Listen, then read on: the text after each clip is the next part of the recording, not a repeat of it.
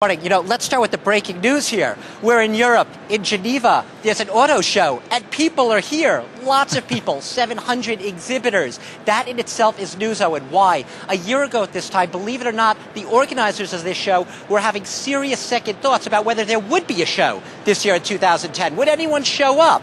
Well, as you can see, perhaps get a glimpse behind me, people are showing up. Now, those figures you cited, France, the sales are up in France in February. That is good news for the auto industry as this show opens today in Geneva.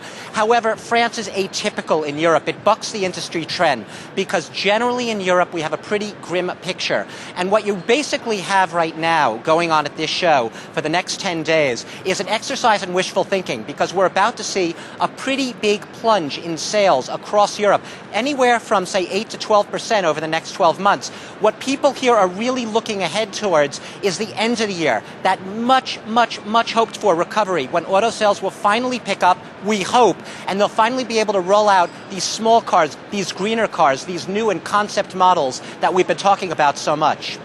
And Doug, you know that times have changed when firms like Aston Martin start launching compact cars. Is it all about cheaper vehicles now?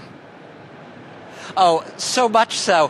What's amazing about this, the French have a word, délocalisation. But what that's really is outsourcing your production to countries where it's cheaper to build cars. So many of the cars we're seeing here, including, say, Renault, its new compact wind car, it's built in Slovenia. You have Nissan rolling out its Micra car. It's made in India. You have other cars being made in Slovakia, in China. Basically, European car makers are looking for lower cost markets to build their cars, not just to sell here in Europe, in France, in Switzerland, in Germany, and Italy, but also to gain a foothold in those markets, as we saw earlier today with Renault announcing that it's going to double the capacity of its factory in Russia. Those cars are going to be built for the Russian market, not necessarily just for Europe. That's big news. And the average French consumer, we hear, only wants to pay about 12,000 euros for his or her car. That's not that much money. So these car makers are going to have to do a lot of hard work to be able to sell these cars at those cheap prices. That means a lot of outsourcing of production.